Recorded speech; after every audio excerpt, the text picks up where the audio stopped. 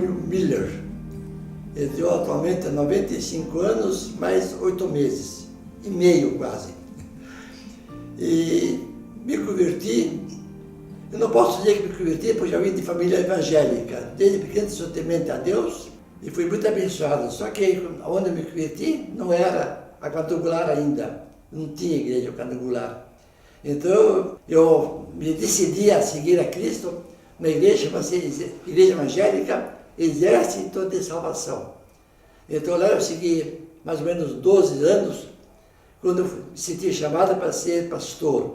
Lá eles chamam de oficial, porque como membros do Exército de Salvação, a gente se converte, fica 3 meses somente como convertido e perseguido pelos membros para ver como vai ter a conduta da gente fora da igreja.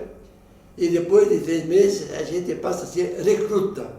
Trazer uma bandeirinha, uma fitinha com a cor da igreja, da bandeira, azul, vermelho e amarelo, em miniatura. E depois, mais 3 meses, me listei como soldado, porque daí já passei a ser membro. E passei mais ou menos 15 anos naquela igreja. Daí eu me senti para ser um oficial, para ser um pregador do Evangelho.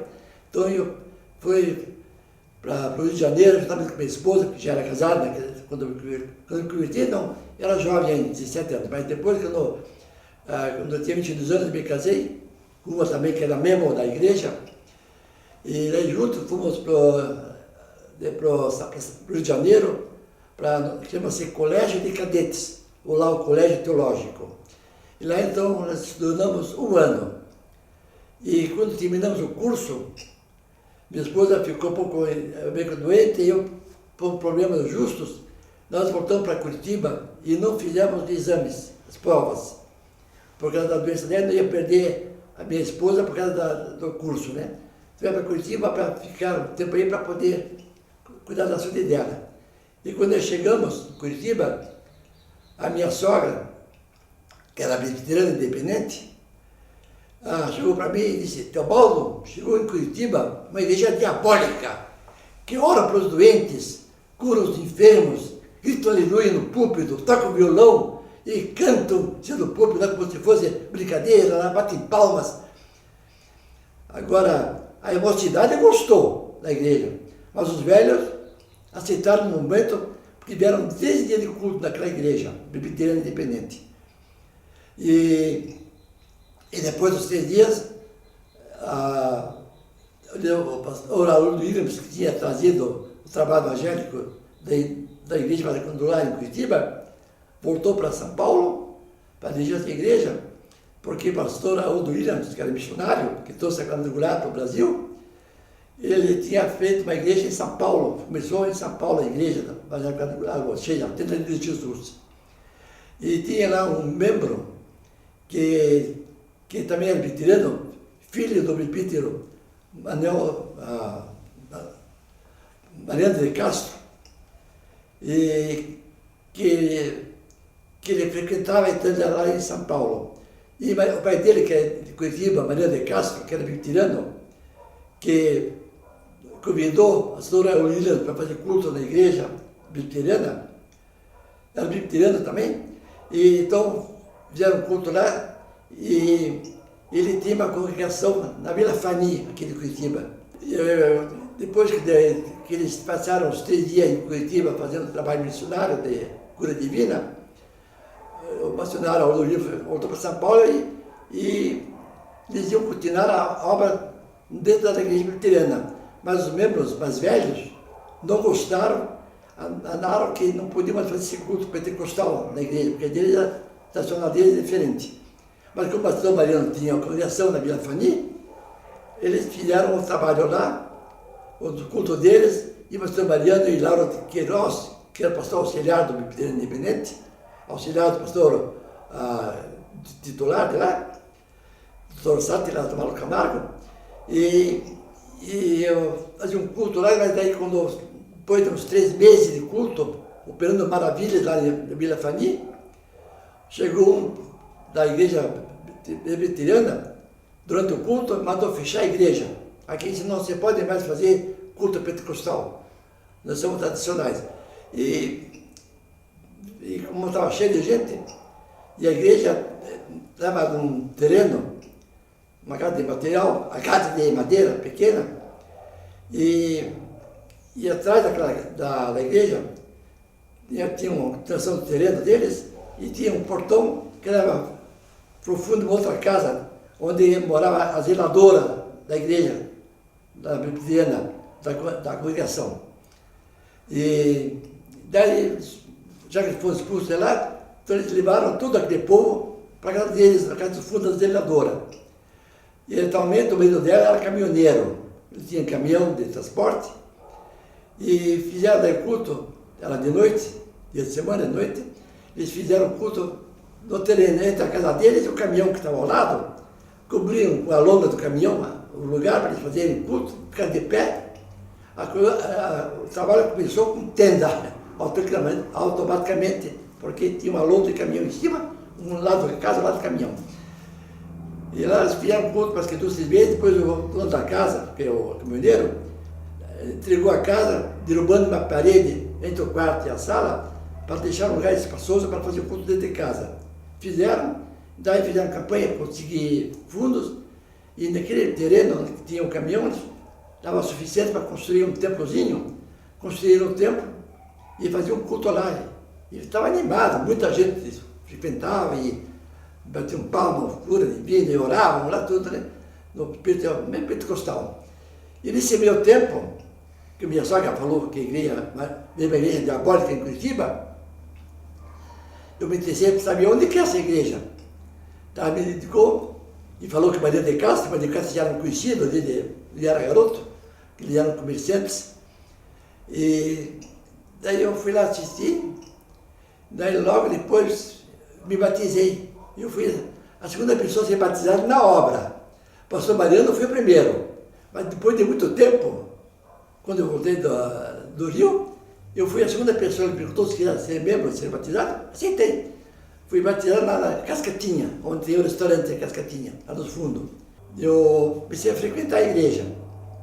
Começou para primeiro tudo, e daí depois de muito tempo, Mariano de Castro e Lauro de Queiroz e eu estávamos reunidos com mais uma pessoa que eu não sei quem que era. Ele chegou para mim, para nós, porque que ele sabia da minha vida antes, e depois sabendo que eu era oficial salvacionista, né, porque tinha pego o curso, então ele me deu muito privilégio na igreja. E ele falou que ele tinha vontade de vir uma tenda para Curitiba, que ele sabia a tenda de São Paulo, porque quando o batizou Mariano, antes de conhecer a quadrangular, ou seja, a tenda de Jesus, o Lauro de Queiroz, que era filho dele, que estava em São Paulo, frequentava a tenda de Jesus lá, e com todas as maravilhas, e mandou uma carta para o pai dizendo que lá tem uma igreja maravilhosa que estava começando com cura divina. Seu pai aceitaria a igreja fazer um culto na casa dele, em Curitiba. O pastor Mariano, só com a carta, porque ele escreveu todos os testemunhos de curas na carta, né? Só para ler aquela carta de curas, o pastor Mariano, aliás, o presbítero Mariano, se sentiu curado já. Disse, vem já, manda já a igreja para Curitiba. Então, pastor Mariano, o pastor missionário Haroldo Williams veio para Curitiba com o pastor Silas, que eu não me lembro o sobrenome, e fizeram culto na Presbiteriana Independente. Vou falar ele no começo. E lá começou a obra, na casa do Mariano de Castro. Daí, quando eles conseguiram essa tenda para vir para Curitiba, veio a tenda que era para vir para nós, para a nossa igreja. Mas, quando São Paulo mandou a tenda para Jesus, tínhamos uma família aqui de Curitiba, que era presbiteriano, que também se converteu lá na tenda de São Paulo, Júlio Rosa, pastor, missionário Júlio Rosa.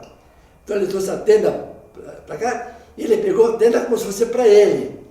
Ele arrumou lá em Bigurilho, se não me engano, trabalho lá, mas como ele não estava dentro do plano de Deus, Deus castigou ele.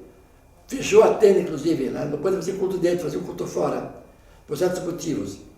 E daí ele se humilhou perante o Mariano de Castro, fomos nós que mandamos vir a tenda, era para servir para nós.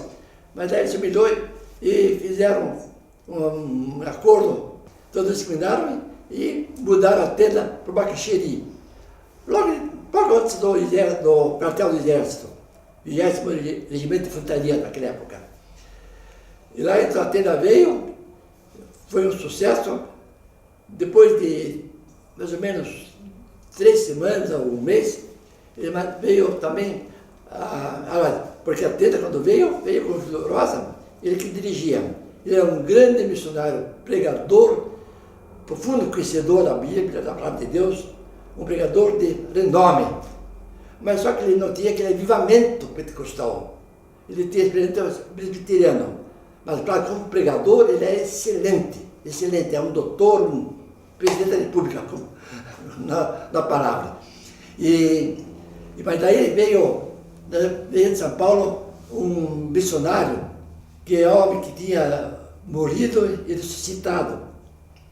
Ele não era da quadrangular, de tempo ele era da Assembleia de Deus, mas se converteu para a quadrangular depois, na Vinda de Jesus, e lá ele se renovou, e chama-se Manuel de Melo. Então, quando veio o Manuel de Melo, fizeram propaganda na televisão, o homem que ressuscitou, que dos mortos, tudo, né? E veio muitos curiosos de todas as igrejas evangélicas, e mesmo o povo de perto lá, os católicos, também. A igreja, tudo na tenda. A tenda caberia mais ou menos 500 ou 600 pessoas. Era pequena a tenda. Cabia umas 600 pessoas, mais ou menos. Estava sempre cheia. E nós frequentávamos daí a tenda também, porque a igreja que era da Vila Fani se uniu com a tenda e viemos na tenda daí, né? Camperamos. E lá ficou, não sei quanto tempo. Porque eu conheço a história da igreja, começou junto comigo, né? Mas como eu não podia imaginar que a igreja ia ser isso que ela é hoje, então não me interessei por data e nada. E daí, quando a tenda estava animada, tudo, eles se mudaram para a Vida Jogo Aberto, alugaram um pavilhão, onde era uma fábrica de imóveis que tinha falido. E daí o pastor Mariano de Castro, que daí ele já era pastor, Mariano de Castro, né? Eu já tinha sido batizado também, já era membro. E lá de Queiroz foram em casa, falaram comigo que queria dar meu nome para registrar a igreja, contar a história, para registrar a igreja. Eu me senti satisfeito, mas eu até dizer orgulhoso, né? Você lembra? Mas me aceitei isso como uma normalidade, eu jamais, como falei agora há pouco, jamais podia esperar o que ia ser a quadrangular. Ela era a Cruzada Nacional de Evangelização. Eu dei o nome e daí ele disse assim, e você vai ser o primeiro editor de diáconos da obra. Tudo bem, a gente tem simplicidade também, porque ele sabia que eu tinha estudado para pastor, né? E daí eu comecei na tenda lá e formei. Eu não fui o primeiro músico da igreja, porque o pastor Júlio Rosa tocava acordeão, ele tinha um irmão que tocava violão, mas muito pobre, mas consagrado, não me recordo o nome dele agora. E eles eram os primeiros músicos. Agora, quando eles alugaram o templo, daí eu formei uma pequena orquestra. Eu tocava pistão, a minha esposa, que já precisa, tocava acordeão, uma filha mais velha tocava clarinete, e tinha outra que era mais nova, tocava violão, mas ela tinha vergonha de tocar violão na igreja, né? Porque ela tocava muito mal, né? Mas daí nós três começamos a orquestra, e louvamos a Deus, depois surgiu um amigo, um irmão que saiu da Assembleia e veio para nós, com a saxofone, daí animou o trabalho, a igreja cheia, sempre com mais de 1000 pessoas dentro do culto, mas era um fogo mesmo. Depois vinha missionários americanos para São Paulo, todos que iam a São Paulo vinham visitar nós em Curitiba. Eles tocavam violão, desciam guitarra, tinha até luta no chão contra o diabo, né? Porque a gente diabólica se manifestava lá, ou passava o do púlpito, agarrava ele, orava, caiu no chão, falou lá, foi uma maravilha. Muita gente se converteu lá. E Josué de Toledo, o missionário que trouxe a tenda, a igreja, depois formou uma igreja, né? José de Toledo. E ele ficou todo tempo lá, depois veio vários pastorzinhos pequenos para ajudar a acompanhar. E depois veio o pastor Helmut Wagner, ele, que era de uma igreja também, pentecostal do Rio do Sul, Santa Catarina. Ele veio para cooperar conosco. Ele veio com a família toda. A esposa dele é maravilhosa também, muito consagrada. Ele já não teve sorte com os filhos, mas eles fizeram um trabalho maravilhoso. E esse pastor Wagner, Helmut Wagner, com muito sacrifício, com a renda que tinha na igreja, ele comprou aquele terreno onde é a igreja pequena da quadrangular. E lá fizeram campanha para construir a igreja própria.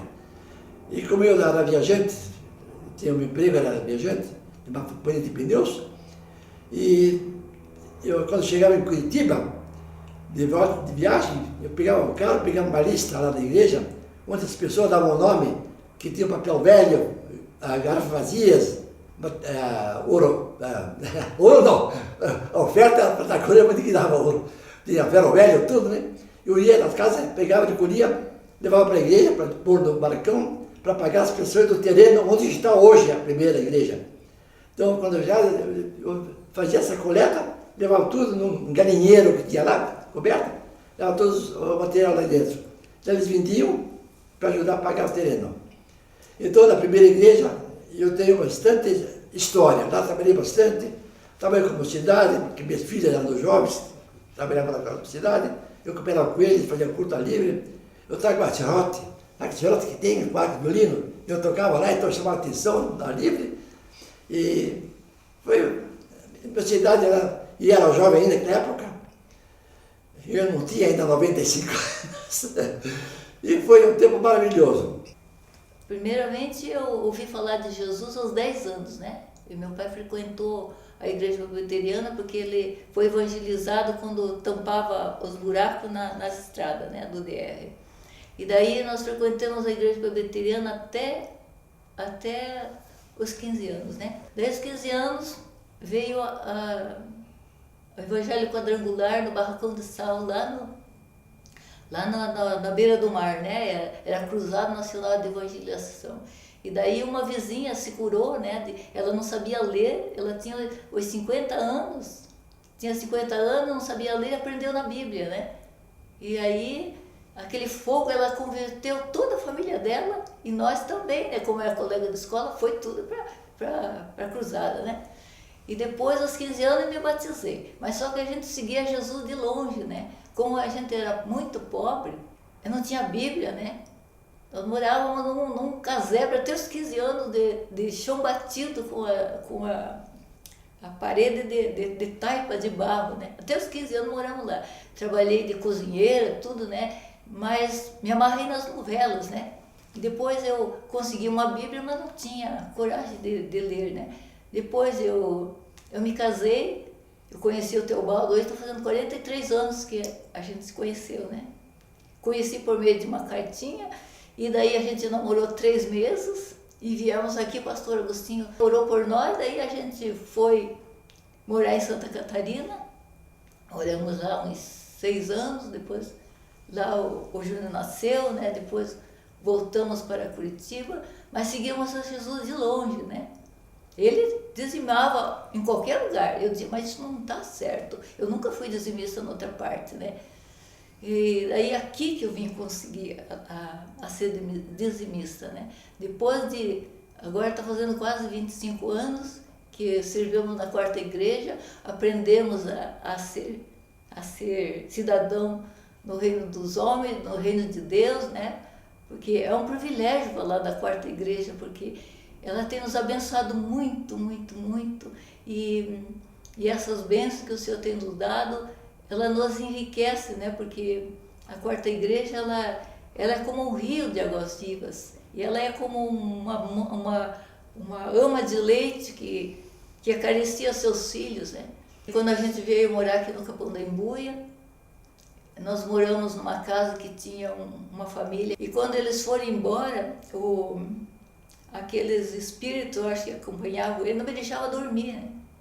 E eu deitava, quando era lá pela meia-noite, depois de eu ter pego no solo, vinha aquele estralo nos armários, né? Estralava armário 2, 3 em cima de outro, que me arrepiava todos os cabelos da cabeça, né? E eu levava aquele choque, né? E daí eu comecei lutando, combatendo em oração, combatendo, até que me deu a ideia de jejuar, né? E quando eu jejuava, que eu aguentei bem, né? Eu jejuava às 6 horas da manhã até outro dia que eu ia me alimentar, né? E aí eu fui ficando sensível, fraca, né? Não conhecia a Bíblia, e os espíritos se apresentavam para mim, assim veio uma história terrível, onde eu ficava sensível, onde tinha demônio, tudo, né? Eu levava os braços nos armários, assim, onde meus cabelos, meus braços arrepiavam, eu pensei, aqui tem coisa. Todos os presentes que a gente ganhou, eu fiz tudo no saco, né? Falei assim, tira isso daqui, queima tudo. Daí ele pegou, chamou a quarta igreja e trouxe tudo para a quarta igreja, presentes bons, né? Tudo de nós todos, né? E aí, com esses presentes, daí eu comecei a cada vez mais sensível, até que um dia eu perdi o meu chinelo, e como a casa era carpetada, eu deixei ele do lado de fora, e aquele dia foi que eu tive uma presença que eu não sei quem foi, eu sei que meu esposo procurando chinelo, meu filho também, eu procurando, anoiteceu, né? De repente alguém bate na porta, toque, toque, toque. Aí eu fui lá ver, não era ninguém, mas era o chinelo, né? E eu agradeci, eu disse, tá aí, muito obrigada. E depois de indo para a igreja, viemos no domingo à noite para a igreja, era antes das 7 e o coral, aquele tempo, ele cantava, às vezes, os 3 hinos, né? E eu, como estava sensível ao Espírito, eu estava adorando em Espírito, de repente eu senti como se alguém me tocou, né? Alguém me tocou na cabeça e já, minhas vestes já mudou, né? Eu fiquei vestida de branco e aquele coral parecia que era anjo que estava cantando, e o teto da igreja desapareceu, veio o céu azul, né? Céu azul cheio de estrelas, e eu fiquei agradecida, e meu esposo mandou eu sentar, né? Desapareceu tudo. A quarta igreja trouxe uma campanha de 7 chaves da prosperidade, e a gente frequentava 7 domingos de manhã. E um dia eu estava meditando, eu recebi a terceira chave, que era a terceira da fé. Primeiro era o trabalho, depois a perseverança, depois a fé. E eu estava meditando na cama, me acordei à meia-noite, estava meditando, investigando a vida dos heróis da fé. Com aquela chave eu entrei na galeria dos heróis da fé. Então eu meditei a vida de cada um, 40 versículos, e eu meditei na vida de cada um e levei 4 horas nessa galeria, e quando eu vi, eu estava banhado de óleo, todas as mãos toda besuntada de óleo, o corpo todo, eu fiquei besuntada de óleo. Eu agradeço a Deus porque Deus me deu a oportunidade de ir na Terra Santa, e foi muito maravilhoso. Eu agradeço a Deus e eu agradeço ao meu esposo, que ele me abençoou com essa viagem, e a quarta igreja, e o pastor Jorge. Foi cansativo porque a gente estava 2 noites sem dormir e subi o Monte Sinai. Não foi muito fácil, porque eu ouvi falar que ela tem 730 degraus, né? Nos últimos degraus eu já não aguentava mais, porque a garganta seca, os lábios fazendo até bolha de seco, né? Cada 3 minutos a gente molhava a boca, mas assim mesmo os pastores me ajudaram a subir no Monte Sinai. E foi tão glorioso ouvir a voz do vento, aquele som de vento lá no Monte Sinai.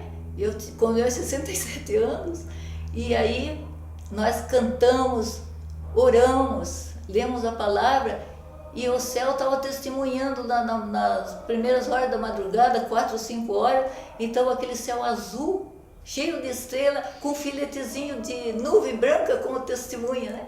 E depois a gente desceu do monte.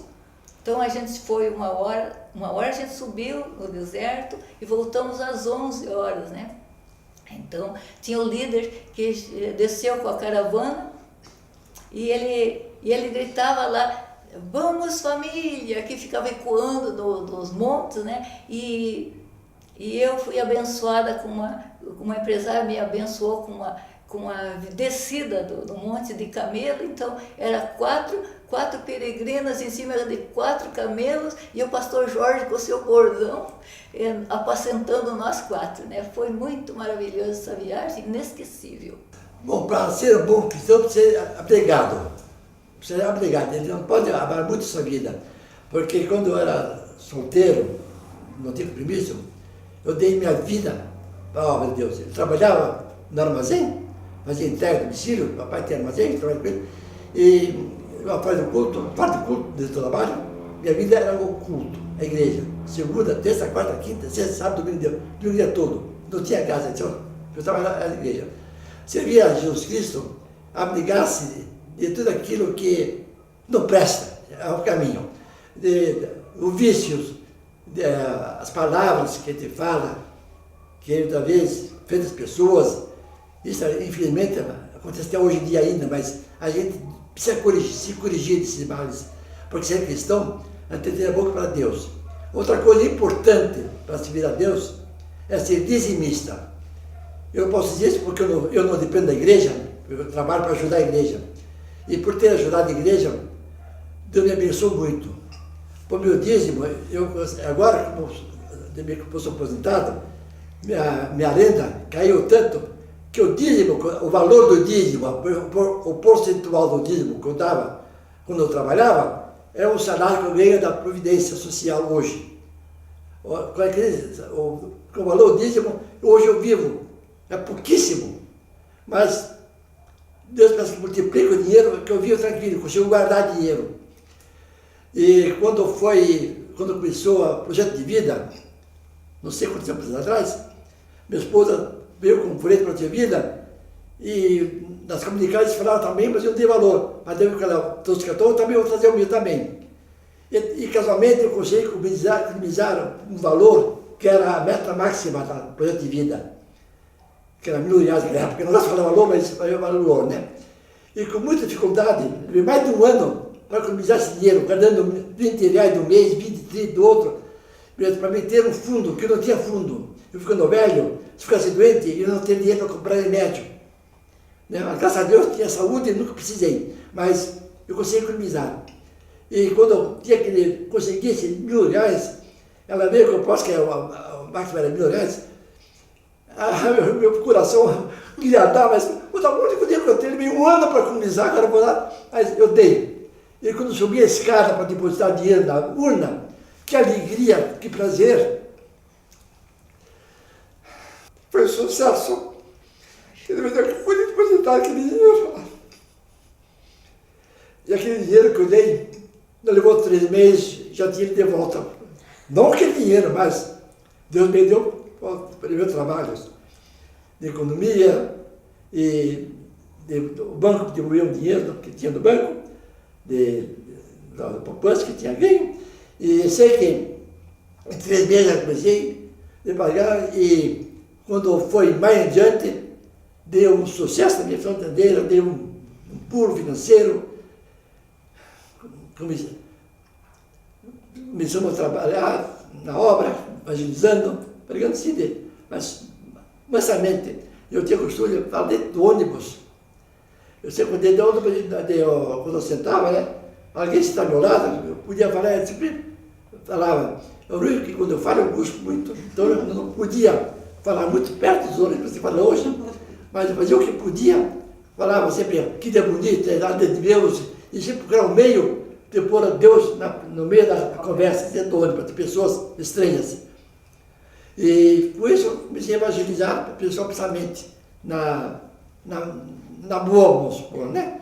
Sem nenhum interesse de ganhar almas, mas de entregar Cristo. Achava que um cristão é isso, pregar o Evangelho, em hora e fora de hora. Se eu não posso pregar no púlpito, tocar na minha dicção e da minha memória, me esqueço muitas coisas quando quero falar, chega na hora, dá um branco. Então, eu falo principalmente assim como um amigo e vou pregando. Como falei, ser dizimista, ser cooperador em campanhas, ser projeto de vida, a maior riqueza que a igreja descobriu é o projeto de vida.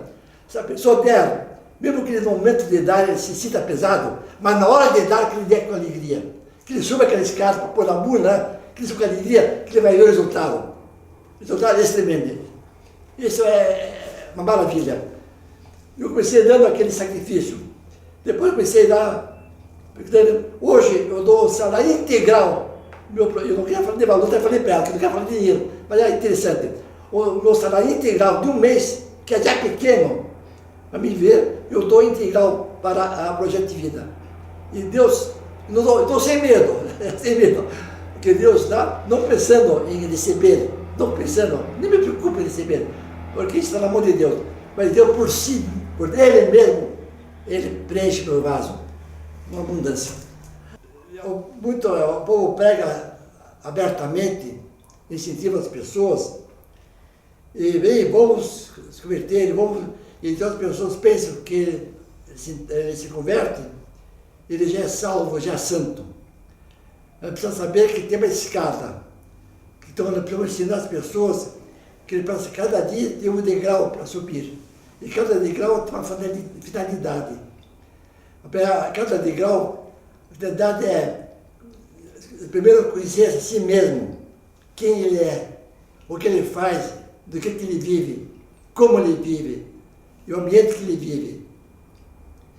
Para seguir a Jesus, se ele tem uma possibilidade de se examinar e ver que o que ele está fazendo não está dentro do projeto divino, que não é aquilo como Deus fala através da mensagem da igreja, então ele precisa ou mudar de emprego ou ter força para deixar o convento dos pecados, mas não sai para o lado.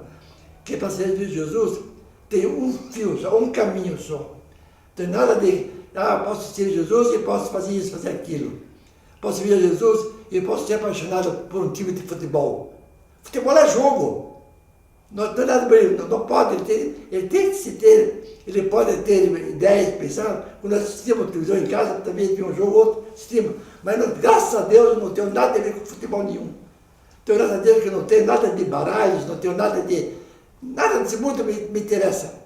Quando me converti, eu deixei tudo de lado. Quando eu posso convertir, é seguir a Jesus da melhor maneira possível. Como eu falei no começo, precisa abdicar de si, precisa deixar de muitas coisas mínimas que não edificam. Por quê? Ser escravo de um cigarro, ser escravo de uma bebida alcoólica, ser escravo de uma novela, ser escravo de certas revistas pornográficas, até muitas vezes, acho graça. E se vê Jesus uma coisa linda, bela, uma coisa bonita, uma coisa limpa. Não tem, como dizer, maneiras de poder diferenciar uma vida com um cristão. Uma vida cristã, uma cristã livre. Como eu falei para ele, com o salário que eu ganho agora, que é tão pequenininho, eu vivo tranquilo, como bem.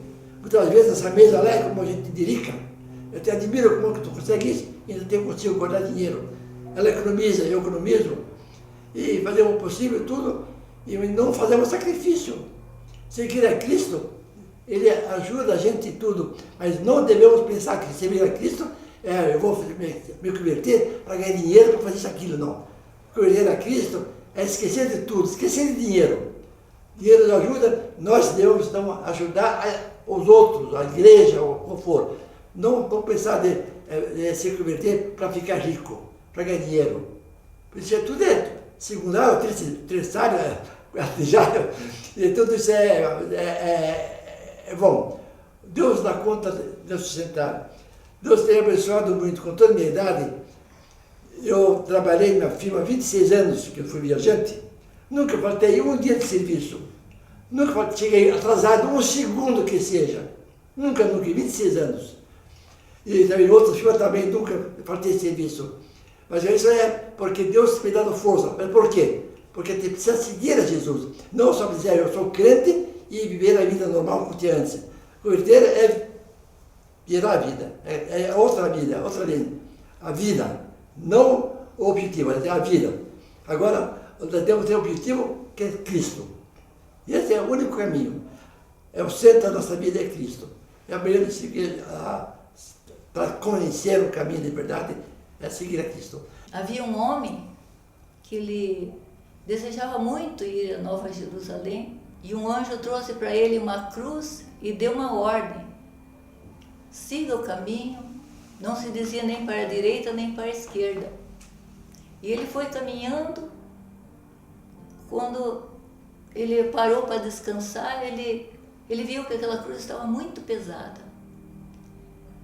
E aí, quando ele retornou, apareceu um homem que disse para ele: por que você não corta os pedaços dessa cruz? Corta na altura e corta nos braços, porque daí você pode colocar de um ombro e do outro e vai ser fácil, sugeriu o homem, né? Aí ele começou, ele viu que...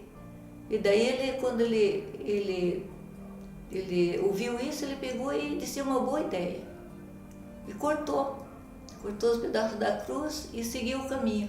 Daí quando ele estava caminhando, encontrou de longe, viu de longe a luz da cidade, e aí ele foi chegando mais perto. Quando ele viu que havia um despenhadeiro lá, daí ele ficou sem saber o que fazer.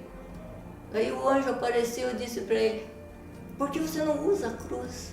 Ele disse: não alcança, não alcança. E aí é um exemplo para nós, né? O Senhor Jesus, Ele nos dá uma ordem. Ele diz que se alguém quer vir após mim, negue-se a si mesmo, cada um tome a sua cruz e siga-me. E se alguém perguntar o que é negar-se a si mesmo? Negar-se a si mesmo é sacrificar a sua vontade a cada dia.